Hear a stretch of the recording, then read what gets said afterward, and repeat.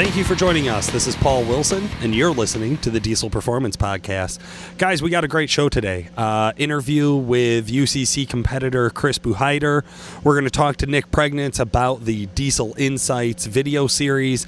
And, of course, we're also going to get into a little bit of WC Fab discussion with our From Facebook segment. For today, I wanted to kick us off with a brief do's and don'ts from Exergy.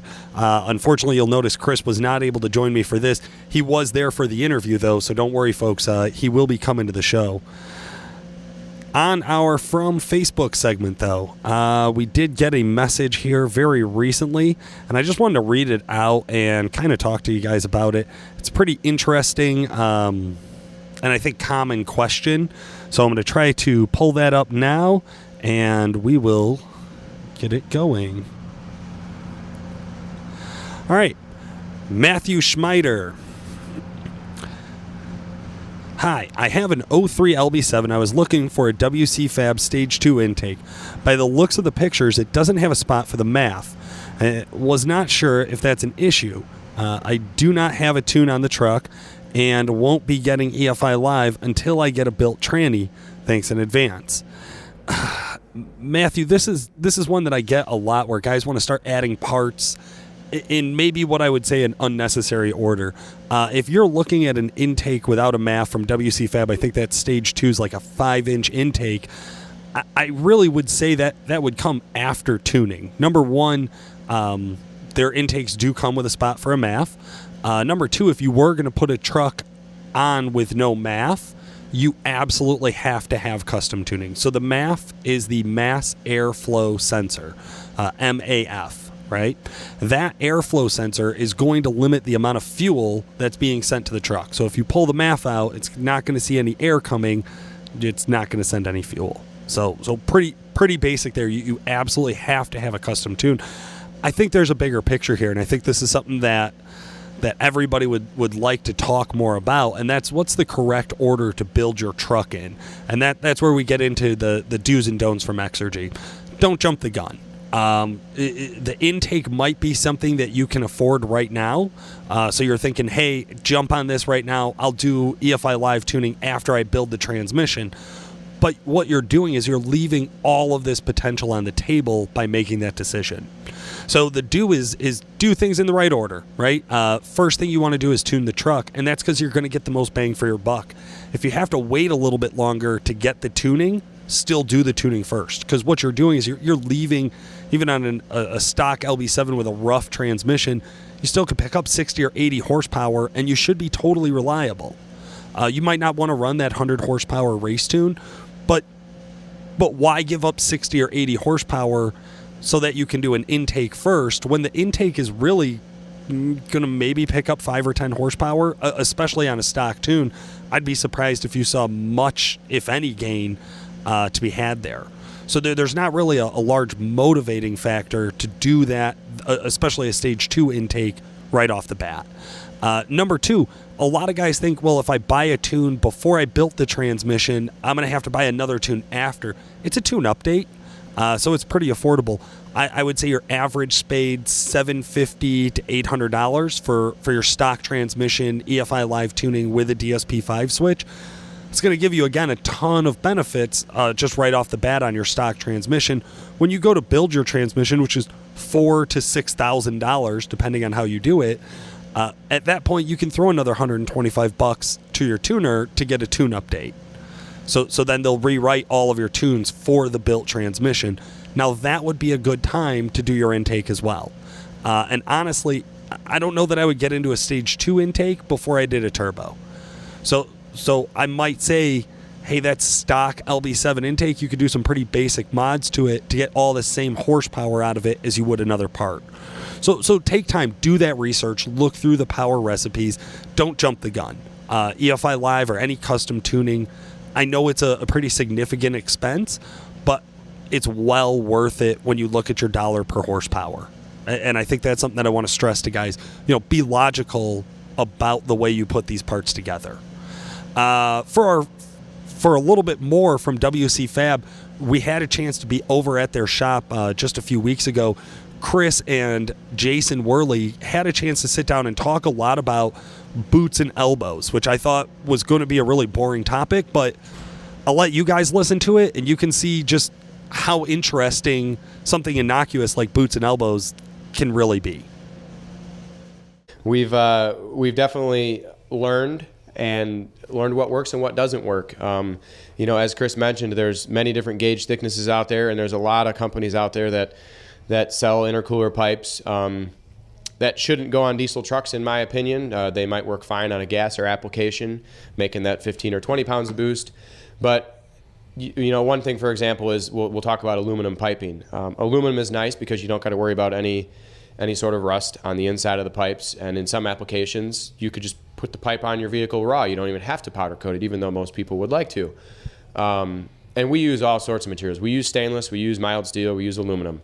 And as of lately, we're actually converting a lot of product over to aluminum, but we're not using the standard as most people have in the past of 16 gauge. The problem with 16 gauge aluminum and high boost applications is you go to put your T-bolt clamp on your silicone boot, and I don't think I've ever seen anyone, and I know none of you probably do either, put a torque wrench on your T-bolt clamps. You just crank them down. Right.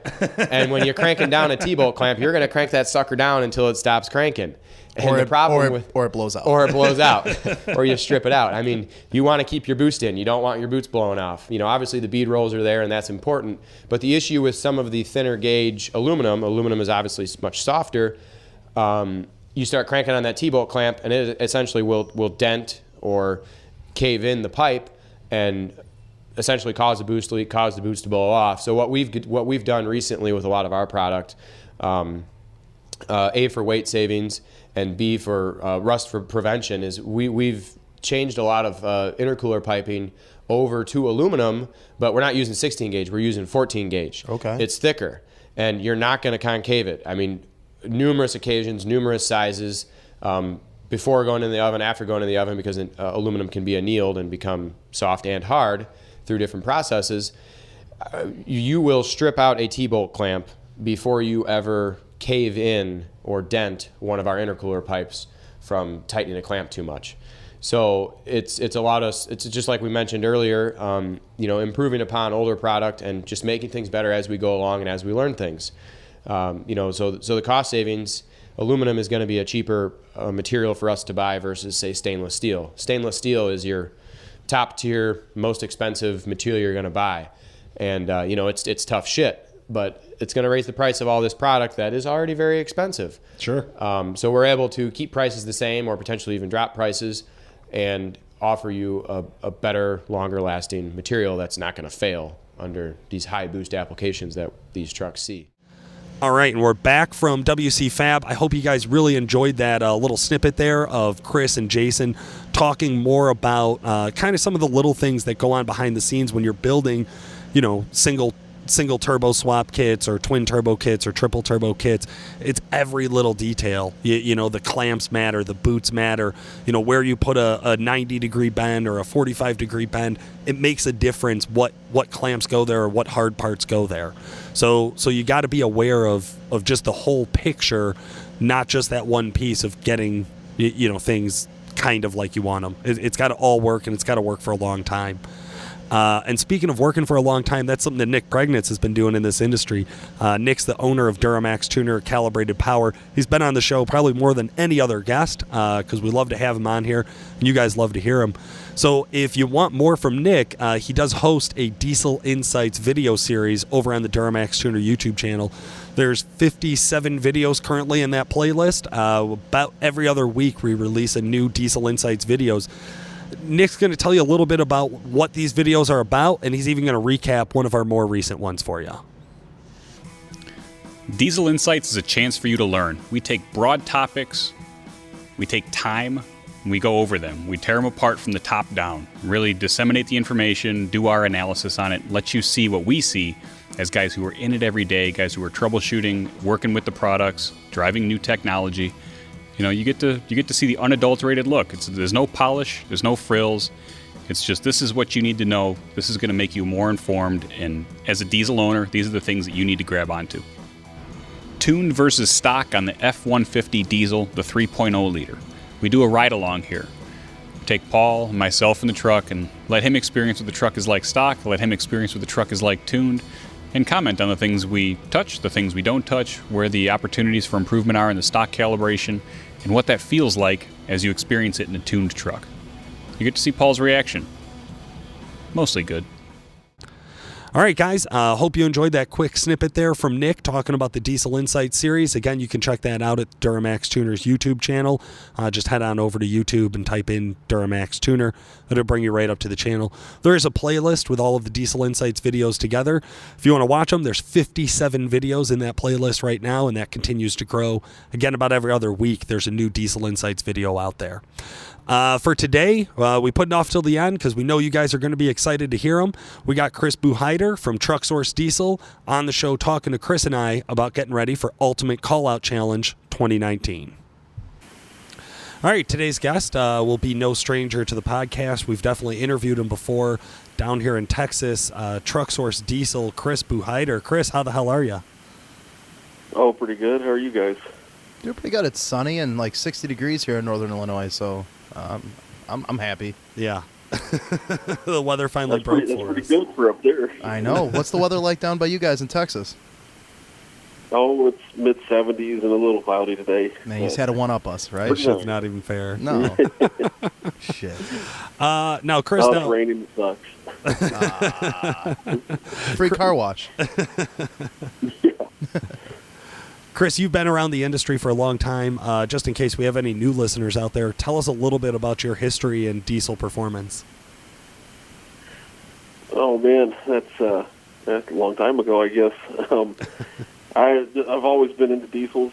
Growing up, when I was a kid, my dad had a diesel. It was 80, I think it was 86 F-250. It had old 6.9 in it, and it was definitely back before diesels were cool. But for some reason, I always liked it. And growing up, I always wanted one, and I ended up getting my first vehicle was a '92 Ford with a 7.3, and in college I had a 7.3 Power Stroke, and did the whole Power Stroke game. Bigger single shot injectors and a Garrett 38R turbo, and we ended up putting twins on it and stuff. You went buck wild with it. Yeah, as buck wild as you can get with a 7.3, I guess. Hell yeah. 400 horse, man. You're fucking on the scene. Man, it ran a 13, and I thought it was the fastest thing I'd ever seen. I mean, even in today's standards, like I know there's some nasty 7.3s out there, but a 13-second 7.3 is no slouch. That's, got to be in like a top 10 really category not. there. Exactly. You got to have some respect for it. Fuck yeah, you do. I respect it. You still have that truck? No, I don't. I sold it to one of my buddies. He still has it, actually. No shit. Still in the circle. Yeah, Wow. it's got about 30 inches of lift on it. He did 2.5-ton military axles. It's got 52-inch tires. It's a He went a different way with the build, huh? truck. I, Yeah, a little bit. I assume it still doesn't run 13s then. But it actually, it's still, he ended up building a motor for it, and it still has the twins on it and everything. And believe it or not, it ran, I think it was like a 14.9 that it ran. He actually ran it on the huge tires and everything at a little local open house thing that we did at the track a couple of years ago. Holy So, shit. Now that sounds it's like a big fun. mud truck, but Yeah. I think it's been in the mud once, and we usually end up doing burnouts with it anytime he gets it out. So No alcohol involved or anything, though, right? honestly, not. It just happens that way. Very cool. Now, Chris, speaking of racing, you've been around the racing scene for a while. God, I guess it'd be crazy to ask how many races you've been in, but how long have you been at the higher levels of diesel performance? I guess it was probably like 2013, 14 when we started hitting up some of the NHRDA events. And then it was around then where I decided I wanted to build a truck to compete in the Super Street class. At the time, it was kind of the hottest, up and coming class. And I liked it because they were still trucks, factory framed, not back half, not tub. I mean, they were, 4-wheel drive, still trucks that made quite a bit of power. So I think it was 15 was the first year we actually started trying to hit up all the races and, doing the points chase and everything. So you said you started getting into this in 2013, 2014. Do you still have that same chassis, that the shell, the truck itself? Is that the same thing you use to this day? Same truck. Okay. And what is that? Let's get into that. It's a 2000 F350, and it was a 7.3. And the truck with the the big monster truck we were talking about a minute ago, the twins and everything, it actually came out of my race truck. Now I did race it for a while when it had it as a 7.3. Okay. And we got it down into the low 12s, and it still had a lift kit on it at the time. And we would we'd take it to the racetrack one weekend, and the next weekend the local mud drags would be open, and we would take it out there. We had a set of wheels with some super swamper boggers on it, and it was just more of we'd race it, but it was just a local something to go have fun in truck. And then when we started, following the NHR, I realized that 600 horse, as fun as it was, does not cut it in an actual competitive diesel drag racing. So we ended up getting we did a Cummins swap. I put a 12 valve in it, just because that's at the time, that's what, the mechanical Cummins, they had all the records still, and yep. It was, hey, it's the Chevy small block in the diesel world. Everybody can make one that makes a bunch of power. The parts are readily available. And I put a 12 valve in it and hated it. I don't even think it made it a year. And I was about to put the 7.3 back in it, in all honesty. Wow. And I had a common rail motor, a 0607 5.9 common rail motor, and ended up putting that in it, and it's I guess morphed into what it is now. So, well, I guess. But yeah, same truck, still factory frame and axles and everything. Just real quick, tell me, what didn't you like about the 12 valve? I don't know. It's smoky and hot and jumpy and lopey, and it's just older technology. There's no great way to tune one compared to what you can in an electronic motor. I felt like it smoked and sounded like 1,000 horse, but it was still like 600 horse. So, again, if I'm gonna, so the 7.3 at least idled nice and drove nice. So, so you're saying it was jumpy? You don't like throttle cables or what? What's the deal here? Chris is getting offended over here. He's getting butthurt real quick. Take it easy, Chris. Take it easy. Everybody's driven a 12 valve with a set of 4Ks in it, right? You hit the speed bump just wrong, and you kind of do the Paul hasn't. Paul's a little novice. polo. So I don't know if I guess not a lot of people would have experienced this, but the throttle arm on a P-pump is short, but the throttle pedal in a Dodge truck is very long to get all the range of motion. Yep. Well, in a Ford, when you swap one into a Ford, it is the other way around. You'll usually use the gas pedal out of like a V8 or V10 truck. Well, their throttle body, the arm on the throttle body was really long, but the pedal was really short. So when you put the really short pedal with the really short throttle lever on a P-pump, it amplifies that times 10. Oh, yeah. So you can just be cruising down the highway and hit an expansion joint, and then there you go, looking like an idiot. It looks like you're just, pumping the brakes going 100 miles an hour. The rear end mount coming off the ground. So it was pretty brutal. Okay, I dig it. So you got into the common rail really for the drivability and like you said, just a better round of technology. So a little bit more access to everything, a little bit better control, or a lot better control over everything with those two comparisons. What'd you do for turbos and injectors? What's your air system look like? So right now, it's last year we ran a new triple kit that we had built. It's GTX 55, a 94 millimeter on Gen 2 on the manifold, and then two 488 SXEs. and that's what we ran at UCC last year. Their SNS, I guess they call them a 450%, and then two 12-mil pumps.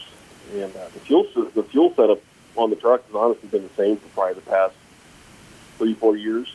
Oh, wow. And we used to run triple S400s on it, and last year we went to the bigger triple setup, and we went to a solid block, and it's one of the Freedom built the engine, and man, it makes booze of power. And we started tearing up driveline parts, and the truck's always been real consistent. We've broken a lot less parts than a lot of other guys that we've competed with have, and we were never always the fastest, but we were competitive, and we would usually do pretty well because of our consistency. And the truck got faster than it ever been, but it lost its consistency. So this year for the drag racing, we're probably going to take the atmosphere turbos off. We tested a little bit over the winter with a single, just running just the GP55, and it still makes good power. We'll put a little nitrous on the truck, and hopefully we can make a little bit more manageable power and ditch a little bit of weight by not having as much mini turbos, and hopefully that's a little easier on the driveline. So is the thought process going into, I mean, for the listeners, a GT55, that's a serious turbocharger, guys. I mean, very rarely are you going to find that in like a normal street truck. 94 mil compressor on that. They're big.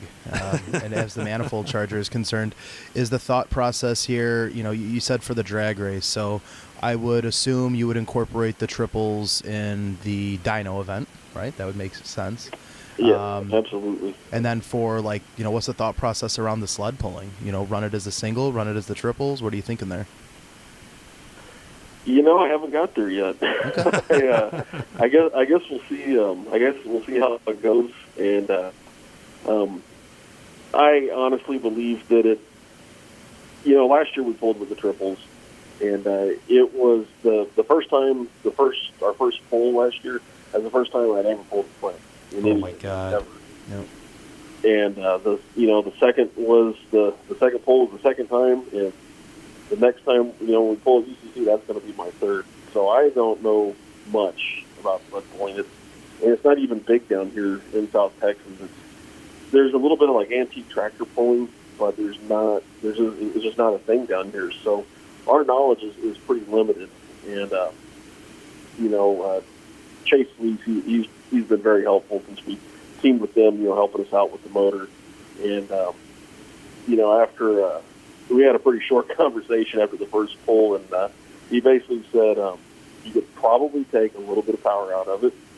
So I think we have plenty. I honestly feel like probably 1,400 of the tires in one of these kind of trucks is probably going to pull as well as 2,000. We just don't have the, UCC truck is still, when it comes to sled pulling, it's a lightweight. I mean, we're not going to pull like one of Shine's awesome pulling trucks is. We don't have the axles for that, or the tires for that, or anything like that. So I think we can definitely overpower the track, and I feel like we need to run a little less power than we did, and be able to manage the traction and actually focus on pulling the sled, not just sticking the foot on the floor and figuring, it's got enough power, it'll do something cool. I mean, you just kind of hit the nail on the head. People, and just in a daily scenario, day to day. Yeah. Oh, this much power. The truck makes this much power. Well, just because it makes that much power doesn't necessarily mean that the guys are operating their truck at that power at the drag strip or at the sled pull, because there's a value in being able to harness that power to the ground itself to get that vehicle in motion. Well, I wanted to back up to that. So you had mentioned cutting back to a single turbo for the drag racing. Why not turn the tune down? Why not? Why go through? So is the weight is that much of two S488s? I mean, they got a little bit of weight, but overall to the truck, there's probably a few hundred pounds that they're saving there. Yeah, at least. Is that it? Does it just come down to that? So the two turbos, the two atmospheres and the bracket, oil lines and everything was, I think it was like 180 pounds. We weighed it when we took it off. Okay. The biggest thing is when we run the triples, it obviously makes north of 100 PSI, and you pretty much have to run an air to water intercooler to hold that kind of pressure with any kind of longevity. We haven't had good running high pressures on the air-to-air because to cool it off, the core just has to be so big, and the tanks end up being big. And I mean, you put 100 psi in a tank like that, and we've had issues blowing the tanks off. So I think where the biggest weight savings will be is if we can go back to an air-to-air and not have to have the water tank with 15 gallons of water and the pumps and the lines and all the water too. I think it'll altogether probably 300-400 pounds of weight savings, and with between the motor with a little bit more displacement, and in those triples, I mean the power comes on instantly, and I think we'll have an easier time being able to manage the power at the track with the single. Then it gives us options to, with the nitros we can adjust power over time, not just with the tune, but with the nitros. We can bring in nitros over time, over speed, over what have you. So it'll be a little easier to control as well. Awesome. Okay, no, that's a really good explanation. I dig it. Now, with so little sled pulling experience, you clearly feel really confident on the drag race, and the dyno is something I feel like you guys probably have a good plan for. Where do you think that puts you in the field of competition? It's tough. So the drag racing this year is not just about Hail Marys and who can go the fastest.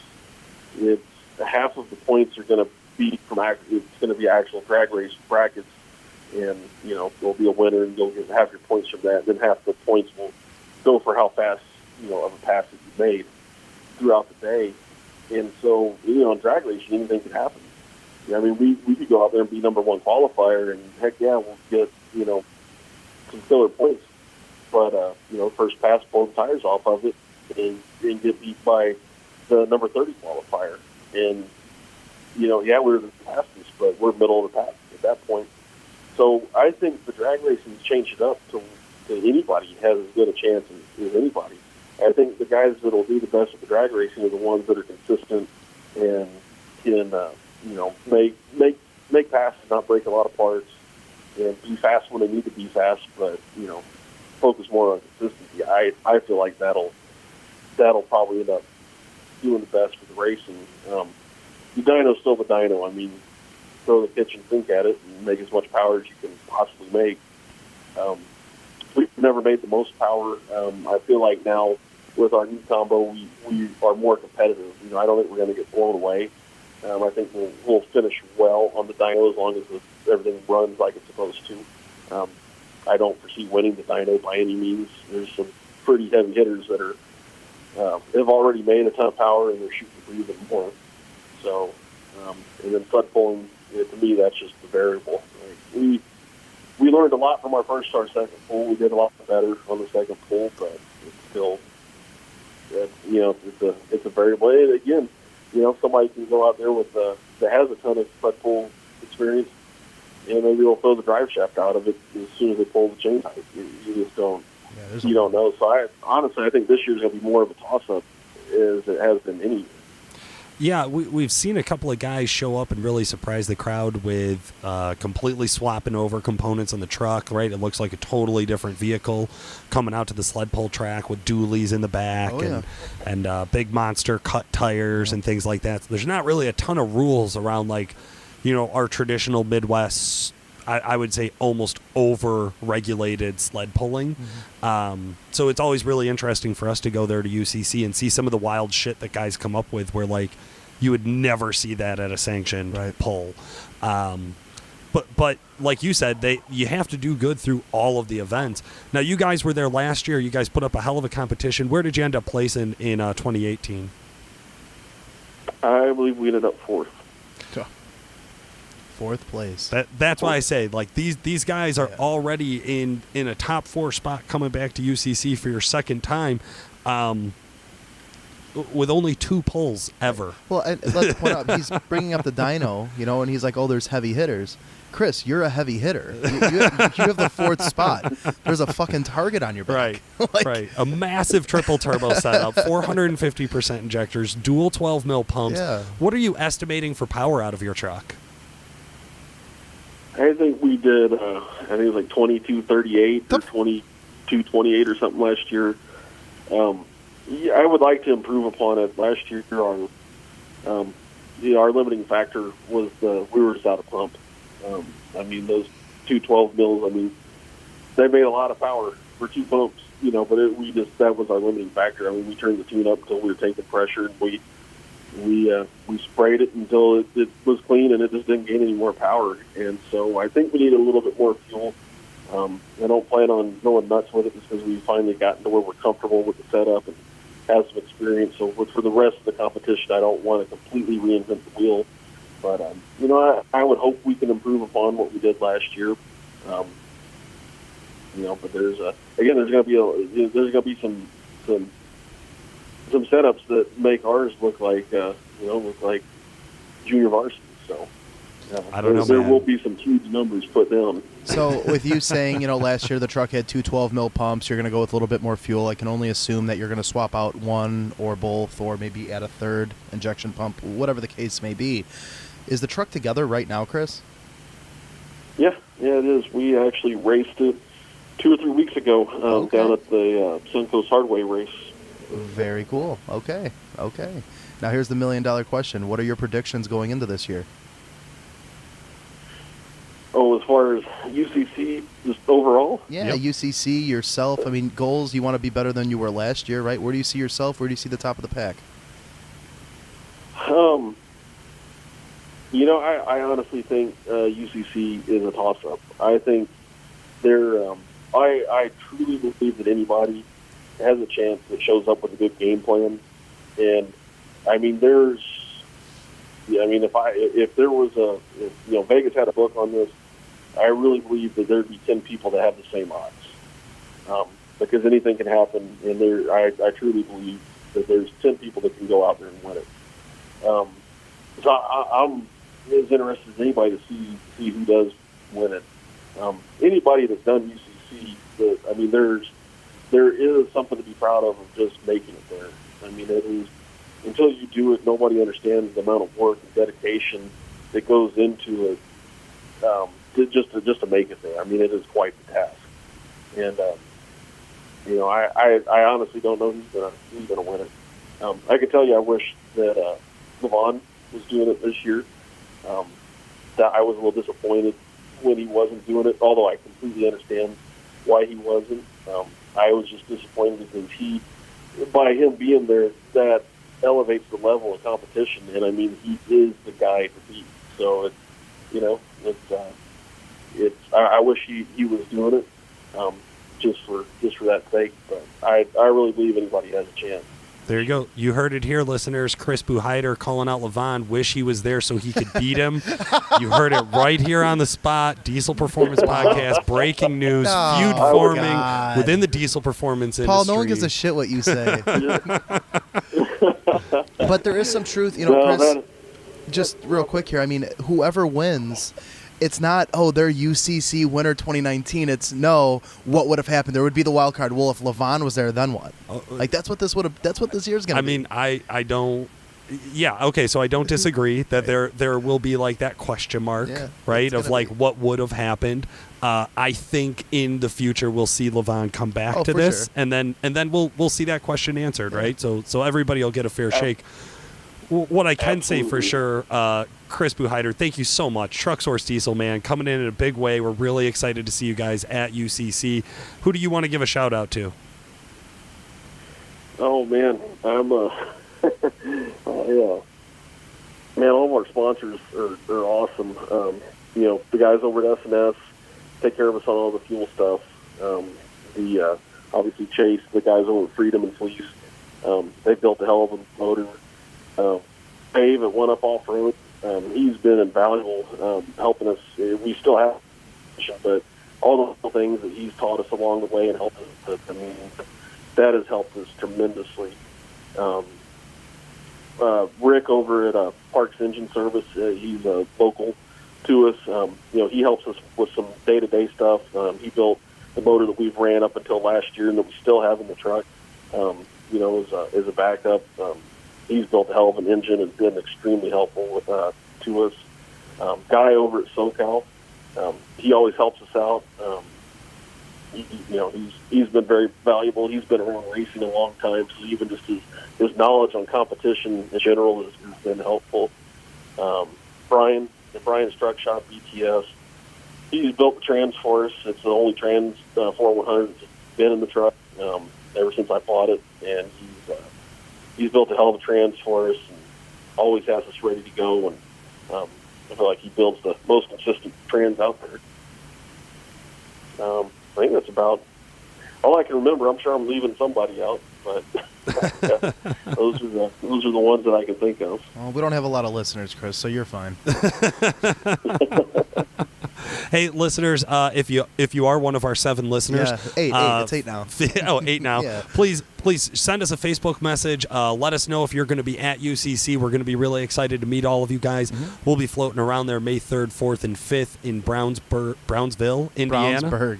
Brownsburg? Are you Brownsburg. sure? Are you sure? It's not Brownsville, bud. It's Brownsburg. Okay. Allegedly Brownsburg, Indiana. Here. Yeah, see? They have a Brownsville there. So I'm saying that's not Brownsville. That's not Brownsville. I don't even know what you're saying, Chris. All right, guys. Thank you so much for listening. This has been Paul. And Chris. Thanks for listening. We're out. The Diesel Performance Podcast is brought to you by Calibrated Power Solutions, home of Duramaxtuner.com. Calibrated Power develops emissions-equipped calibrations for a wide variety of diesel powertrains, including the Duramax, Cummins, PowerStroke, John Deere, Case, New Holland, and many more. For more information and great customer service, check out calibratedpower.com or call 815-568-7920. That's 815-568-7920. No, I'm a loud talker, so I should be pretty loud in your headphones. Dude, you just make my fucking ears bleed. You love it.